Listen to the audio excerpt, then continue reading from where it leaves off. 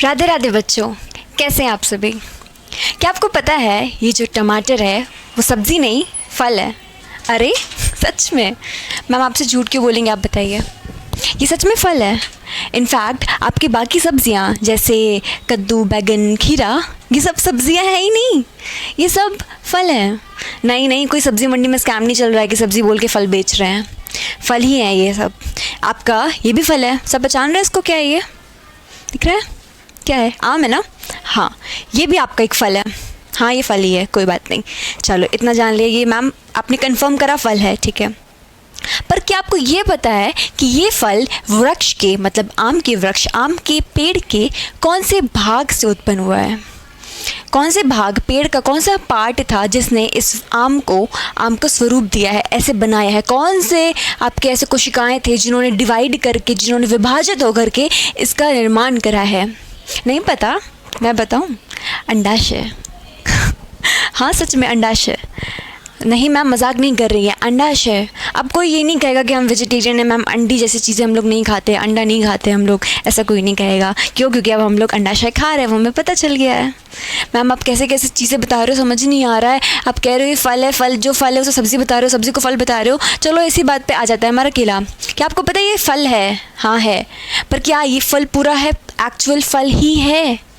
जिस रीज़न से हम इसको फल कैटेगराइज कर रहे हैं, फल के वर्ग में डाल रहे हैं, क्या वही हमारे सेम लक्षण इसमें प्रेजेंट हैं जिससे हम इसको भी फल बोले? नहीं, इसके अंदर कोई बीज ही नहीं होता है। नहीं समझ में आ रही चीज़ें, कंफ्यूज हो रहे हो ना? एग्जैक्टली, आप कंफ्यूज हो रहे हो क्योंकि अभी तक आपको सही चीज़ें नहीं पता थी। किसी ने पढ़ाया नहीं, आपने पढ़ा नहीं, चाहे जो भी रीज़न रहा हो। आपसे पढ़ेंगे बायोलॉजी के, जीव विज्ञान के इस लेक्चर में। मैं सृष्टि साहू आप सभी का स्वागत करती हूँ डिज़ायर पॉइंट की तरफ से, आपके फेवरेट चैनल डिज़ायर पॉइंट पर। इस प्लेटफॉर्म पर हमारा जीव विज्ञान के सफ़र में आपको आमंत्रित कर रही हूँ। यहाँ से हमारी जर्नी शुरू हो रही है इस किताब की। आज से हमारा ये फर्स्ट लेक्चर है आप सभी के लिए, प्यारे प्यारे बच्चों के लिए, जो कि है हमारे UP board, Bihar board, MP board, या वो सारे बोर्ड्स जिनमें आपका हिंदी का, विज्ञान का, जीव विज्ञान की ये वाली किताब आ रही है। तो हमने जान लिया मैम कि हमारे कौन से टाइप के क्वेश्चंस, हमारे कौन से टाइप के प्रश्नों का उत्तर हमें इस सीरीज़ में मिल रहा है। कब हम पता करेंगे कि फल क्या है, सब्ज़ी क्या है। मैम ये चीज़ें जाननी ही क्यों है? क्योंकि आपके सिलेबस में है। आपने सही तरीके से, सही अप्रोच से चीज़ों को नहीं पढ़ा। डिज़ायर पॉइंट आपके लिए एक बहुत ही स्पेशल सीरीज़ लेकर के आया है जिसमें अब से आप बहुत ही डिटेल फीलिंग्स के साथ, इमोशंस के साथ और डीप कॉन्सेप्ट्स के साथ चीज़ें पढ़ेंगे, समझते हुए पढ़ेंगे, ताकि आप कभी ना भूलें। हमारे लेक्चर्स बिल्कुल डिटेल्ड हैं। एनसीईआरटी की एक एक लाइन में बहुत ही बड़े बड़े शब्द लिखे होते हैं। अगर हिंदी लिखी है तो इतनी हिंदी लिखी है कि समझ में नहीं आ रही है, और इंग्लिश वाले वर्ड्स तो समझ में वैसे भी नहीं आते। कोई दिक्कत नहीं है। हर एक पैराग्राफ हम अच्छे से पढ़ करके एक एक लाइन समझेंगे, कि एक वर्ड्स की मीनिंग ऊपर ऊपर लिखेंगे, ताकि हम लोग चीज़ें याद रख सके, समझ के पढ़ेंगे। इसलिए एनसीईआरटी हम लोग कैसे पढ़ेंगे? लाइन बाय लाइन पढ़ेंगे। उसके बाद हम लोग पढ़ने वाले एनिमेशंस एंड स्टिमुलेशंस के थ्रू। इसका मतलब क्या हुआ? एनिमेशंस एंड स्टिमुलेशंस के थ्रू। जो इंग्लिश के चैनल्स हैं आपके, जो इंग्लिश मीडियम वाले बच्चों को फैसिलिटीज़ मिल रही हैं चीज़ें समझने की, एनिमेशंस के थ्रू, 3D स्ट्रक्चर्स के थ्रू, मॉडल्स के थ्रू, वो आप डिज़ायर पॉइंट आपके लिए लेकर के आया है इस चैनल पे, इस सीरीज़ पे। यहाँ पर हम चीज़ें समझेंगे कि कैसे हमारा डिफरेंट लेक्चर, डिफरेंट कॉन्सेप्ट हम लोग 3D स्ट्रक्चर्स के थ्रू समझने वाले हैं, ताकि वो चीज़ें हम कभी भूले ही ना। आए समझ में? और ये सारी चीज़ें पढ़ने में बहुत कम टाइम लगेगा। हम उसे कॉन्साइज रखेंगे, इधर उधर की बकवास की बातें नहीं करेंगे। क्यों? क्योंकि हमें टारगेट करना है बोर्ड के एग्ज़ाम्स। बोर्ड्स आ रहे हैं ना, बहुत जल्द आ रहे हैं। बाद में भले किसी को CUT देना होगा, किसी को नीट देना होगा, डॉक्टर भी तो बनना है। हाँ भाई बनना है, पर 10th में जो गलती हो गई थी एक बारी कि नहीं अच्छे से पढ़ पाए, नहीं अच्छे परसेंटेज बन पाए, पेरेंट्स खुश नहीं थे, कोई बात नहीं, अब हो जाएंगे। अब मेहनत करो, आज डिसाइड करो कि अब से हम शुरुआत कर रहे हैं सीरियसली पढ़ाई करने की। स्कूल भी खुल रहे हैं, एक नया फ्रेश स्टार्ट मिल रहा है, नया मंथ स्टार्ट हुआ है, जुलाई का इतना अच्छा मंथ है ये।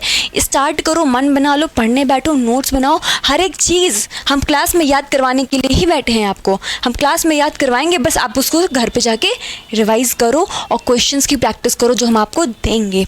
चलो एक बारी जान लेते हैं कि हम इस सीरीज़ में कौन से चैप्टर्स को डील करने वाले हैं, कौन से चैप्टर्स को डील करने वाले हैं। हमारे सारे चैप्टर्स जो कि क्लास 12th में है वो पूरी सीरीज़ में ख़त्म होगा, और जितना कम से कम टाइम में हम फिनिश कर पाएंगे ज़्यादा से ज़्यादा डिटेल्स के साथ उतनी जल्दी आप तक लेकर के आएंगे। हमारे सारे चैप्टर्स जो कि 6वीं इकाई से शुरू हो रहे हैं, क्योंकि आपको पता है क्लास 11th के बाद क्लास कंटिन्यू होती है 12th में।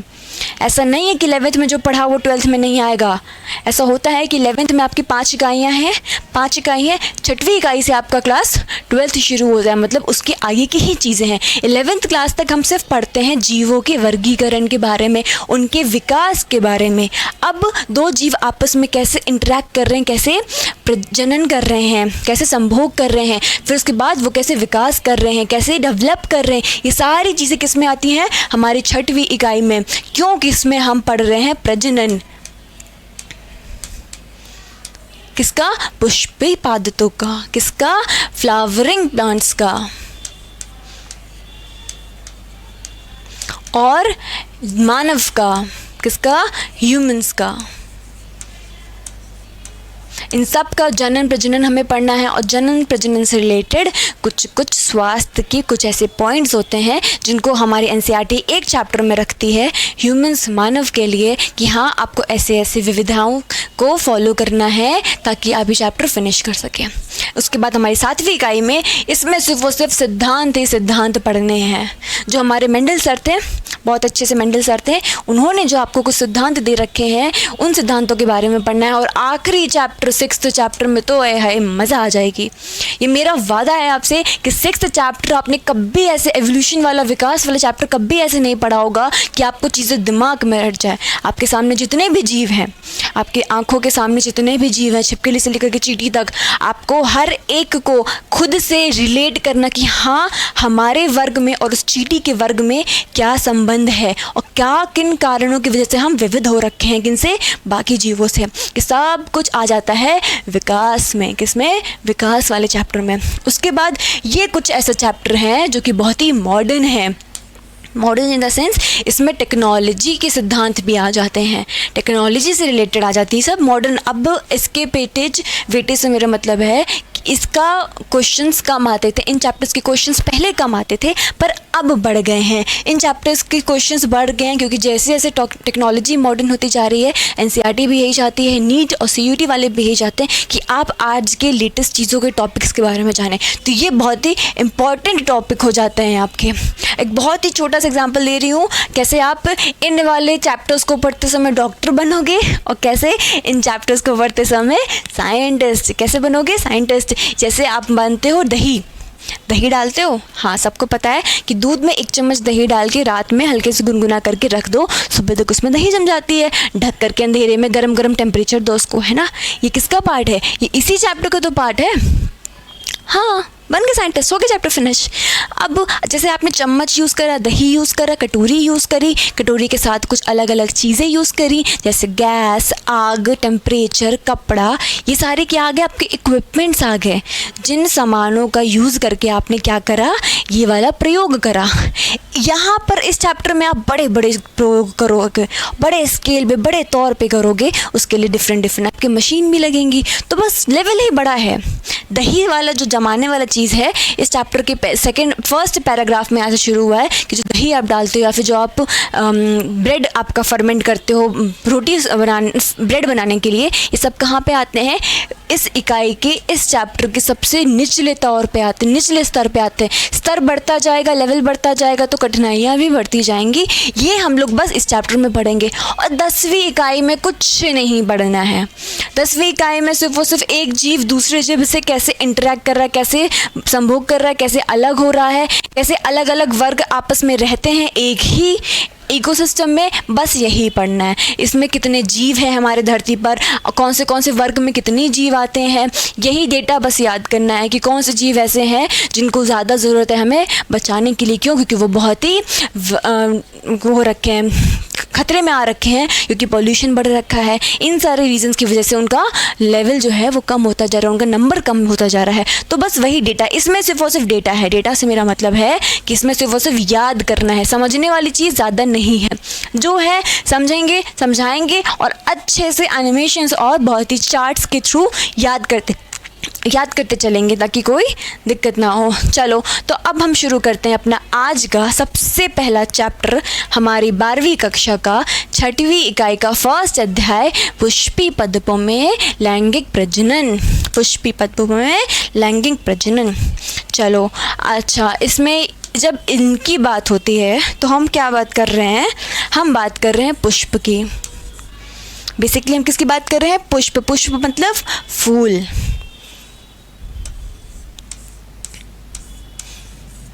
पुष्प। पुष्प है क्या? अब मज़ा आएगी। आपको पता है जैसे कि, रुकना एक सेकेंड,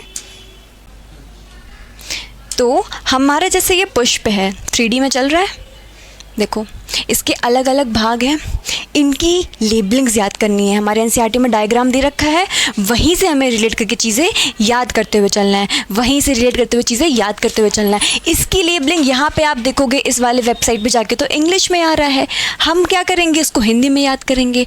स्टिग्मा को जैसे हम लोग बोलते हैं वर्तिका, क्या बोलते हैं?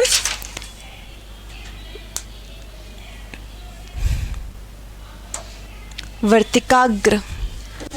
ये है आपका लिखा तो है यहाँ पर, देखो आपको वर्तिकाग्र लिखा हुआ है। यही वाली चीज़ आपके इस डायग्राम में ये है, यहाँ पे आपका पराग आकर के बैठता है। तो ये है क्या मैम? ये चीज़ है क्या? यही आपका पुष्प है।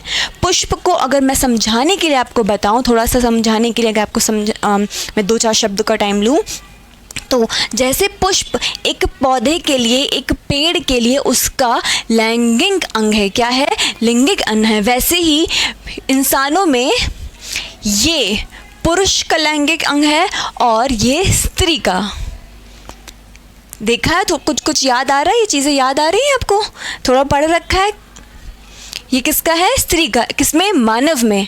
मानव में ये होता है, स्त्री में ये होते हैं, पुरुष में। वैसे ही एक पेड़ के लिए, एक पौधे के लिए ये वाला जो हमारा अंग है, ये जो पार्ट है एक पौधे का, ना कि उसका ब्रांच, ना ही उसका तना, ना ही उसकी पत्तियाँ, ये सब नहीं आता है उसके लैंगिक अंग में, सिर्फ और सिर्फ ये आता है। तो हम इस पूरे चैप्टर में इस इकलौती इकाई से डील करने वाले हैं कि ये हमारा पुष्प, इसके अलग अलग भाग का काम क्या है, इसके अलग अलग भाग का काम क्यों है। अगर ये हमारा जो मान लो आप किसकी बात करें, चलिए पंखुड़ी की बात कर लेते हैं। अगर आपकी पंखुड़ी है, 1 नंबर पे क्या है? आपका पेटल है, पंखुड़ी है।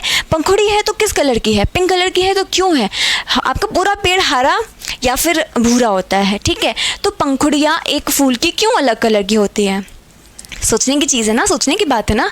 आप मुझे बताइए क्यों अलग कलर की हो रही हैं?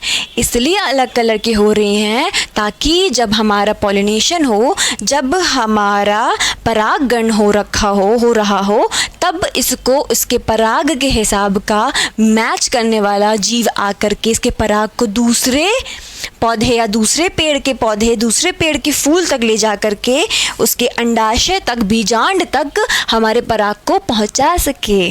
आपको समझ में आ रहा है कि अलग अलग फूल, आप देखो कितने सारे फूल हैं हमारे, ये देखो कितने सारे फूल हैं। ये सब, कोई भी आपको हरे रंग का फूल दिख रहा है? इस इतने सारे फूलों में कोई भी फूल है ऐसा जो आपके हरे रंग का हो? बताइए। गुलहड़ का है हमारे पास, सूरजमुखी है, गेंदा, गुलाब, कमल, इन सारे फूलों के अलग अलग कलर हैं, या फिर सफ़ेद कलर के हैं, श्वेत कलर के हैं, या फिर अलग अलग कलर के हैं। तो क्यों है ऐसा? कोई तो रीज़न होगा ना। अगर कोई कलर दे रहा है हमारा कोई पुष्प, तो कोई तो रीज़न होगा उसके अलग अलग कलर का। हर एक चीज़ का आंसर है। कोई भी चीज़ हमारे जीव विज्ञान में बिना रीज़न के नहीं होती है। अगर फूल लाल रंग का है तो क्यों है? अगर आम हमारा मीठा है तो क्यों है? अगर टमाटर हमारा लाल है तो क्यों है? अगर हमारा केला एक अच्छे वाला, रियल वाला फल नहीं है तो क्यों नहीं है?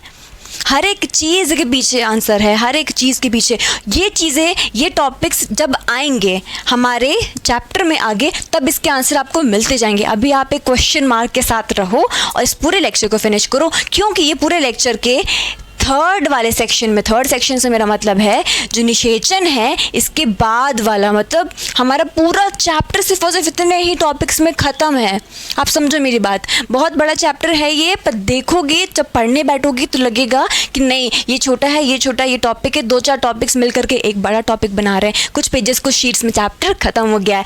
ये वाला जो हमारा पार्ट है, अगर इस पार्ट की हम बात करें, ये हमारे निषेचन के पूर्व वाला पार्ट है, पूर्व भाग है। मतलब इसमें पुष्प में जो अलग हमारा अंडाणुजन है वो कैसे कर रहा है डेवलप, हमारा पराग कैसे डेवलप कर रहा है, पराग वितरण कैसे हो रहा है, परागण कैसे हो रहा है, हमारा निषेचन का जो प्रोसेस है उसमें दिव्यगुण वाले हमारे पार्ट आ जाता है कि उसमें दिव्यगुण निषेचन होता है। दिव्यगुण निषेचन क्या होता है, क्यों ज़रूरी है, दिव्यगुण निषेचन के पूर्व हमारा क्या बन रहा है, हर एक टॉपिक है हमारा किस टॉपिक के अंदर है, निषेचन के अंदर है। इसके बाद हमारा पूर्व आफ्टर निषेचन का टॉपिक आ जाता है। पूरा चैप्टर कौन से 3 पार्ट्स में आया, पहला बिफोर निषेचन, निषेचन, फिर आफ्टर निषेचन।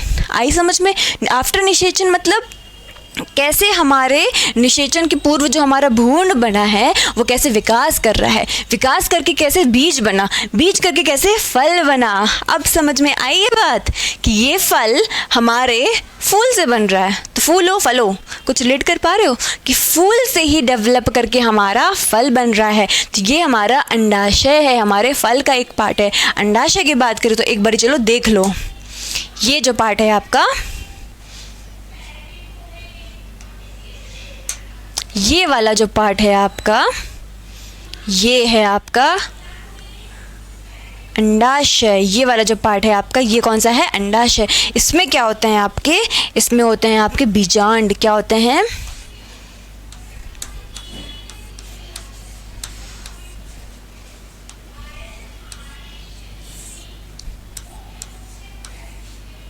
क्या होते हैं आपके बीजांड प्रेजेंट होते हैं इसी के अंदर। जैसे आपका ये आम है, आम को छीलते हो, इसको खाते हो, इसके अंदर आपके बीज निकलता है ना, वो जो बीज है वो क्या है, बीजांड है। आइए समझ में? ऐसे ही पूरा चैप्टर मज़े मज़े में पढ़ेंगे। अभी मैंने आज कुछ पढ़ाया नहीं है, मैंने बस आपको थोड़ा सा बताया है कि हमारे पुष्प में कौन कौन से भाग होते हैं। इसमें अभी सिर्फ इतना याद रखो कि हमारी वर्तिका है, वर्तिकाग्र है, पंखुड़ी है। पंखुड़ी को इंग्लिश में क्या बोलते हैं, हमारा पंखुड़ी को बोलते हैं पेटल। ये है हमारी वर्तिकाग्र। और परागकोश, परागकोश मतलब जिसमें हमारे पराग होते हैं। क्या होते हैं, पराग प्रेजेंट होते हैं। पराग को क्या बोलते हैं, थोड़ा सुना होगा कि सब लोगों को, किसी किसी को कभी कभी एलर्जी हो जाती है, सुना है कि हाँ हमें तो एलर्जी होती है, जब आंधी चलती है बहुत सारे पराग उड़ के आते हैं। इसके अंदर होता है हमारा पराग। पराग ही वो चीज़ है जो कि हमारे बीजांड तक पहुंच करके, हमारे अंडाशय के अंदर जाके बीजांड तक पहुंच करके एक हमारा जायगोट तैयार करती है, जो आगे जाके बीज और हमारे फल का निर्माण करता है। आज के लिए इतना ही बस याद रखो कि चैप्टर कैसे डिवाइडेड है अलग अलग टॉपिक्स में। हमें इस पूरे चैप्टर में पढ़ना क्या है, सिर्फ इतने टॉपिक्स। निषेचन के पहले क्या कैसे निर्माण हो रहा है, एक फूल के अलग अलग भाग कैसे निर्माण कर रहे हैं, फिर निषेचन कैसे हो रहा है उस फूल के अंदर, उस पुष्प के अंदर, और उस पुष्प में जब निषेचन हो गया कैसे हमारा पुष्प की बाकी सारी पंखुड़ियाँ और जो हमारे स्टेमन है वो सब टूट के बिखर के हट जाएगा और सिर्फ हमारा अंडाशय बचेगा, और अंडाशय ही जा कर के हमारे फल का निर्माण करेगा। आई बात समझ में? इतना ही टॉपिक है, इतना ही चैप्टर है। और आखिरी में 2 टॉपिक्स और हैं जिसमें हम एक चीज़ जानेंगे कि कैसे ये अकेले के माता और पिता नहीं है, मतलब कि कैसे बिना किसी निषेचन के ये बना है। मैम इसमें कौन सी बड़ी बात है, निषेचन के कुछ भी बन सकता है, नहीं बन सकता है। जैसे मैं बोलूँ पुष्पों में, पुष्पादपों में कि बिना निषेचन के कोई फल बन रहा है, और उसको मैं तुम्हें इंसानी मानव भाषा में समझाना चाहूँ, मानवों में, कि क्या बिना पिता और बिना माता, बिना पुरुष और बिना स्त्री के क्या शिशु का जन्म हो सकता है, क्या शिशु का निर्माण हो सकता है? नहीं हो सकता ना।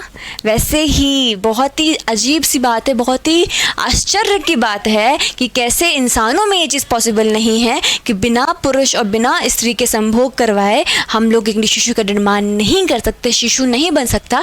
पर पदों में बन सकता है।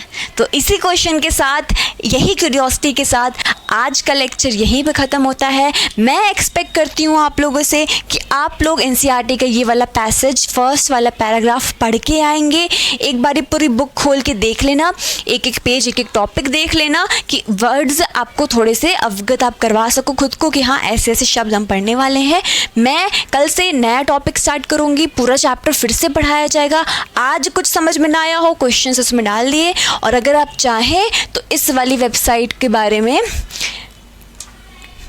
सर्च कर सकते हैं, हम आपको इसका लिंक प्रोवाइड करवा देंगे। कोई प्रमोशन नहीं हो रहा है, मैं बस बता रही हूँ। पढ़ने के लिए स्टिमुलेशंस होते हैं ऑनलाइन, आप जाइए इन्हें पढ़िए और गौर से देखिए कि कैसे हमारे अंडाशय के अंदर बीजाणु पसंद है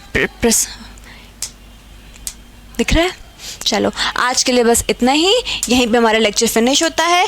हम लोग लाइव मिलेंगे नेक्स्ट टाइम पे मोस्ट प्रोबेबली, साथ में पढ़ेंगे। अब से हमारी जर्नी शुरू हो रही है। 10th में जो गलतियां हो गई 12th के बोर्ड्स में वो नहीं करनी है, पढ़ाई टाइमली करना है, नोट्स बनाने हैं। बाकी सारी जो भी हेल्प पड़ेगी क्वेश्चंस की या टॉपिक्स की, मैम डिटेल टॉपिक लेक्चर चाहिए, वो हर एक चीज़ आपको डिज़ायर पॉइंट की टीम आप तक ला के देगी हमारे चैनल पर। नमस्कार, राधे राधे।